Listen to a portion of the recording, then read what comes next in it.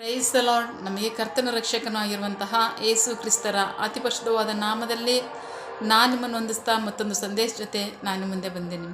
ದೇವರ ಹಸ್ತವು ತಾನೇ ಕಳೆದ ದಿನವೆಲ್ಲ ನಿಮ್ಮನ್ನು ನನ್ನನ್ನು ಆತ್ಮಿಕವಾಗಿ ವಾಕ್ಯಗಳ ಮೂಲಕವಾಗಿ ಬಲಪಡಿಸಿ ಚೈತನ್ಯಗೊಳಿಸಿ ಜೊತೆಗಾರರಾಗಿ ನಡೆಸ್ತಿದ್ದಾರೆ. ವೈಯಕ್ತಿಕವಾಗಿ ನಮ್ಮ ಅಗತ್ಯಗಳನ್ನ ಪೂರೈಸಿ ನಾವು ಕೈ ಇಟ್ಟು ಮಾಡ್ತಕ್ಕಂಥ ಕೆಲಸಗಳನ್ನು ಆಶೀರ್ವದಿಸಿ ಕಾದು ಪೋಷಿಸಿ ಜೊತೆಗಾರರಾಗಿ ನಡೆಸ್ತಿರುವುದಕ್ಕಾಗಿ ದೇವರಿಗೆ ಸ್ತುತಿಯು ಘನವು ಮಹಿಮೆಯು ಸದಾ ಕಾಲವು ಸ್ವಂತವಾಗಿರಲಿ. ಆಮೇನ್. ಈ ದಿನದ ಸಂದೇಶದ ವಾಕ್ಯಭಾಗ ಜ್ಞಾನೋಕ್ತಿಗಳು 5ನೇ ಅಧ್ಯಾಯದಲ್ಲಿ 18-19 ವಾಕ್ಯ. ನಿನ್ನ ಬುಗ್ಗೆಯು ಆಶೀರ್ವದಿಸಲ್ಪಡಲಿ, ನಿನ್ನ ಯೌವನದ ಕಾಲದಲ್ಲಿ ಹೆಂಡತಿಯೊಂದಿಗೆ ಆನಂದಿಸು. ಆಕೆಯು ಮನೋಹರವಾದ ಜಿಂಕೆಯಂತೆಯೂ ಅಂದವಾದ ಹೆಣ್ಣು ಜಿಂಕೆಯ ಹಾಗೆಯೂ ಇರಲಿ. ಆಕೆಯ ಸ್ತನಗಳು ನಿನ್ನನ್ನು ಯಾವಾಗಲೂ ತೃಪ್ತಿಪಡಿಸಲಿ. ಆಕೆಯ ಪ್ರೀತಿಯಿಂದ ನೀನು ಯಾವಾಗಲೂ ಆನಂದವಾಗಿರು. ದೇವರಿಗೆ ಸ್ತೋತ್ರ. ಪ್ರೀತಿದ ಮಕ್ಕಳೇ, ಯೇಸು ಕ್ರಿಸ್ತ ಹೇಳ್ತಾರೆ, ಯಾವನಾದರೂ ನನಗೂ ನನ್ನ ಮಾತಿಗೂ ನಾಚಿಕೊಳ್ಳೋದಾದರೆ ನಾನು ಸಹ ಪರಲೋಕದಲ್ಲಿರುವ ನನ್ನ ತಂದೆಯ ಮುಂದೆ ಅವನು ನನ್ನವನೆಂದು ಹೇಳೋದಕ್ಕೆ ನಾನು ನಾಚಿಕೆ ಪಡ್ತೀನಿ ಅಂತ ಹೇಳ್ತಾರೆ. ದೇವರಿಗೆ ಸ್ತೋತ್ರ. ಸೊ ಈಗ ದೇವರ ವಾಕ್ಯ ನಮ್ಮ ಸಂಗಡಿ ಏನು ಮಾತನಾಡ್ತಾ ಇದೆ ನೋಡೋಣ. ಮುಂದಿನ ವಾಕ್ಯ proverb chapter 5 word 18-19. So be happy with your wife and find your joy with the girl you married. Pretty and graceful as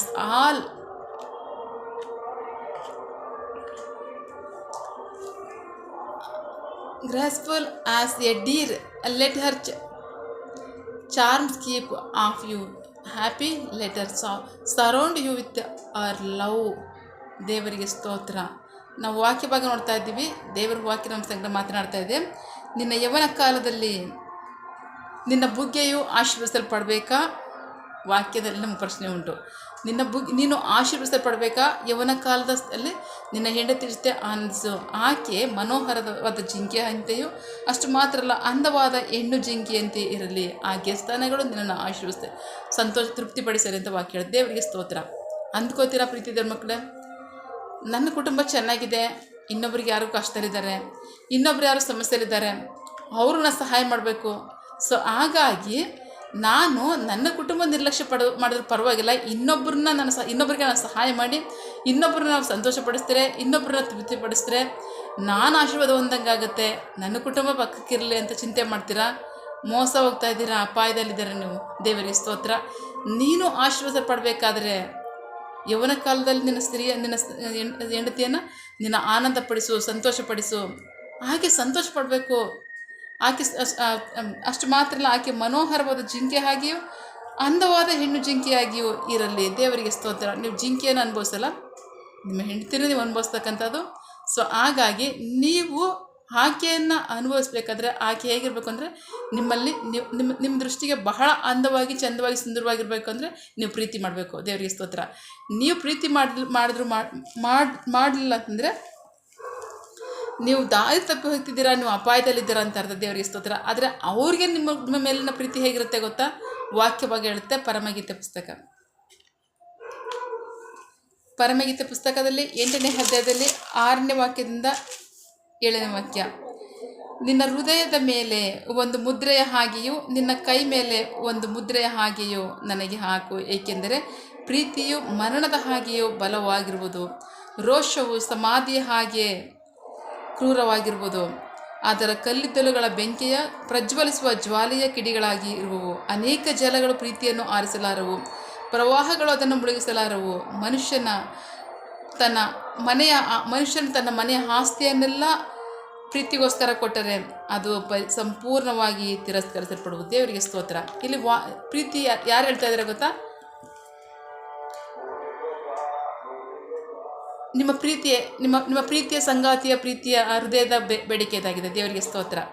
so ಅವ್ರು ಹೇಳ್ತಾ ಇದ್ದಾರೆ, ನೀನು ನಿನ್ನ ಹೃದಯದ ಮೇಲೆ ಒಂದು ಮುದ್ರೆಯ ಹಾಗೆಯೋ ನಿನ್ನ ಕೈ ಮೇಲೆ ಒಂದು ಮುದ್ರೆಯ ಹಾಗೆಯೋ ಹಾಕು, ಏಕೆಂದರೆ ಪ್ರೀತಿಯು ಮರಣದ ಹಾಗೆ ಬಲವಾಗಿರು. ದೇವರಿಗೆ ಸ್ತೋತ್ರ. ಮರಣ ಇದೆ ಅಂತ ನಂಬಿಕೆ ಇದೆಯಾ? ಎಸ್. ಅದನ್ನೇನಾದ್ರು ಬದಲಾಯಿಸೋಕ್ಕಾಗುತ್ತಾ? ದೇವರೇ ಅದನ್ನು ನಿರ್ಮಿಸಿದ್ದಾರೆ, ದೇವರೇ ಅದನ್ನು ಕಾರ್ಯವನ್ನು ಮಾಡಿದ್ದಾರೆ. ಅದು ಎಲ್ಲರಿಗೂ ಸಹ ಅದು ಖಚಿತ. ಇಲ್ಲ ಅಂತಕ್ಕಂಥವ್ರು ಒಬ್ಬರು ಇಲ್ಲ. ಮರಣವನ್ನು ಜಯಿಸಿರ್ತಕ್ಕಂಥ ಯೇಸು ಕ್ರಿಸ್ತರು ಅವರು ಸಹ ಪಾತಾಳಕ್ಕೆ ಇಳಿದು ಮೇಲೋಗಿರೋದು.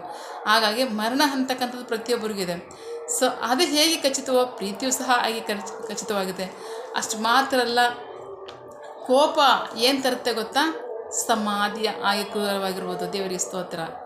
ಸಮಾಧಿ ಅದು ನೆನೆಸ್ಕೊಳ್ಳೋಷ್ಟು ಒಳ್ಳೆ ಅದು ಒಳ್ಳೆಯದಾಗಿದೆಯಾ, ಹಿತವಾಗಿದೆಯಾ, ಸಮಾಧಾನವಾಗಿದೆ ಅಂದರೆ ಇಲ್ಲ.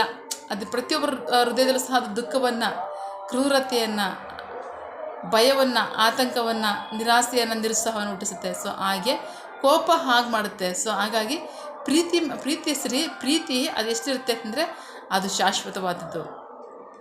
ಪ್ರೀತಿ ಎಷ್ಟು ಶಾಶ್ವತವಾದ್ದು ಅಂತ ವಾಕ್ಯ ಹೇಳುತ್ತೆ.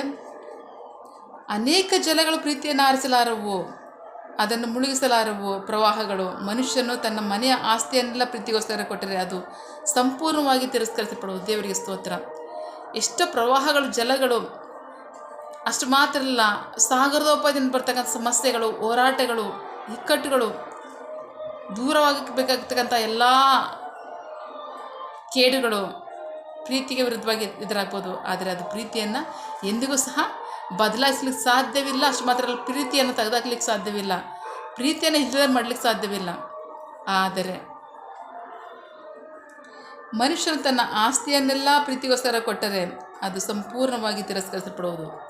ಪ್ರೀತಿ ಅದಕ್ಕಿಂತ ಶ್ರೇಷ್ಠವಾದದ್ದು. ಎಷ್ಟು ಕೊಟ್ಟರೂ ಸಹ ಆಸ್ತಿನೀಗ ತೃಪ್ತಿ ಆಗಲ್ಲ.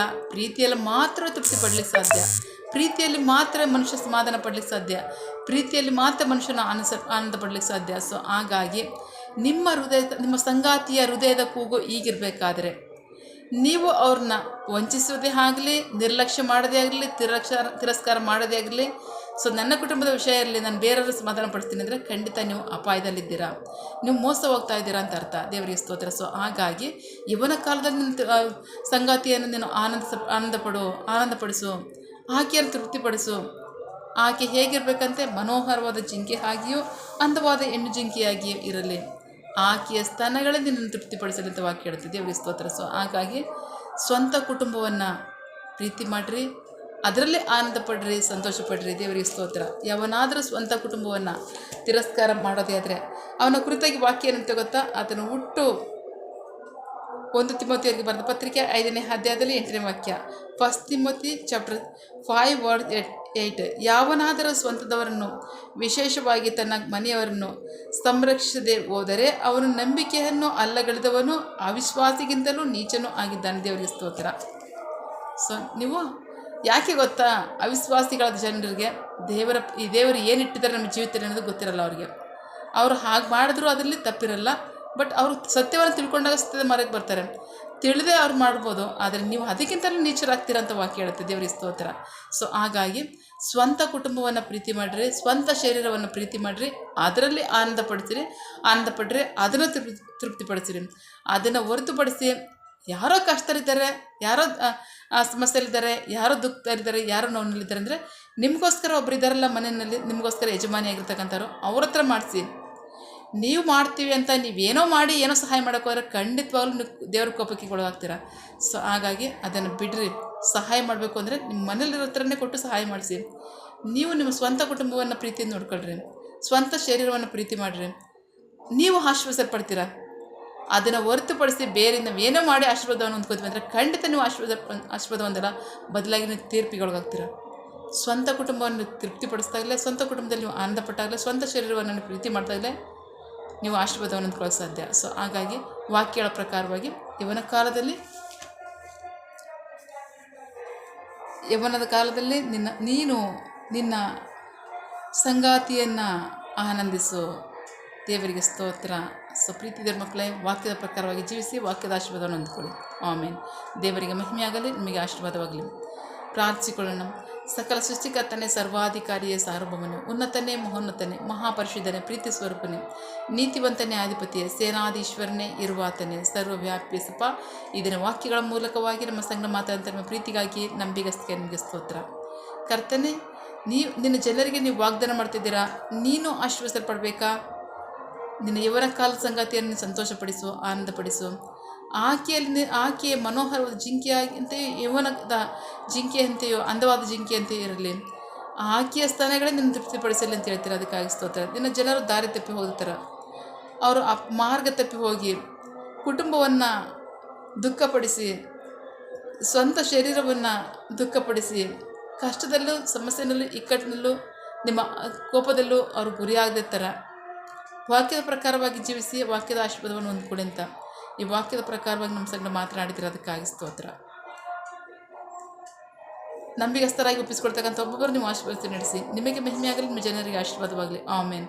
ನಿನ್ನ ಜನರು ಕೈ ಮಾಡ್ತಕ್ಕಂಥ ಕೆಲಸವನ್ನು ಆಶೀರ್ವದಿಸು. ಯಾವ ಕಾರ್ಯದಲ್ಲಿ ಅವರು ನಿರೀಕ್ಷೆಯುಳ್ಳವರಾಗಿದ್ದಾರೆ, ಮಕ್ಕಳ ವಿದ್ಯಾಭ್ಯಾಸ, ಆರೋಗ್ಯ, ಅವರ ಜೀವನ ಅವಶ್ಯಕತೆ ಅಗತ್ಯಗಳು, ಯೌವನಸ್ಥರ ವಿದ್ಯಾಭ್ಯಾಸ, ಆರೋಗ್ಯ, ಅವರ ಜೀವನ ಅವಶ್ಯಕತೆ ಅಗತ್ಯಗಳು, ಕೆಲಸ, ಬಿಸಿನೆಸ್, ಸೇವೆ, ವಿವಾಹ ಕಾರ್ಯ, ವಯಸ್ಸಾದವರ ಜೀವನ ಅವಶ್ಯಕತೆ ಅಗತ್ಯಗಳು, ಆರೋಗ್ಯ, ಸೇವೆ, ಯಾವ ಕಾರ್ಯದಲ್ಲಿ ಅವರು ನಿರೀಕ್ಷೆಯುಳ್ಳವರಾಗಿದ್ದಾರೆ ಆ ಕಾರ್ಯದಲ್ಲಿ ತಕ್ಕ ಸಮಯದಲ್ಲಿ ನಿಮ್ಮ ಚಿತ್ತಾನುಸಾರವಾಗಿ ಅದನ್ನು ಹೊಂದ್ಕೊಳ್ಳಿ. ಆಮೇನ್. ನೀವು ಹಾಗೆ ಮಾಡು ಪ್ರೀತಿಗಾಗಿ ನಂಬಿಗಸ್ತಿಗೆ ನಿಮಗೆ ಸ್ತೋತ್ರ. ನಮ್ಮ ಪ್ರಾರ್ಥನೆ ನೀವು ಕೇಳಿದ್ದೀರಾ, ಅದರಂತೆ ನಡೆಸ್ತೀರ, ಅದಕ್ಕಾಗಿ ಸ್ತೋತ್ರ. ನಮ್ಮ ಪ್ರಾರ್ಥನೆಯನ್ನು ನಮ್ಮ ರಕ್ಷಕನಾಂತ ಯೇಸು ಕ್ರಿಸ್ತರ ಅತಿ ಪರಿಶುದ್ಧವಾದ ನಾಮದಲ್ಲಿ ಪ್ರಾರ್ಥಿಸಿ ನಿಮ್ಮ ಪಾದಗಳು ಸಲ್ಲಿಸಿ ನಾವು ಬೇಡುವಂತಿದ್ದೇವೆ ನಮ್ಮ ಜೀವನ ತಂದೆಯೇ. Amen. God bless you all. ದೇವರು ತಾನೇ ಇದರ ವಾಕ್ಯಗಳ ಮೂಲಕವಾಗಿ ನಮ್ಮ ಸಂಗಡ ಮಾತನಾಡಿದ್ದಾರೆ, ನಮ್ಮನ್ನು ಆಶೀರ್ವದಿಸಿದ್ದಾರೆ. ಆಮೇನ್. All the best.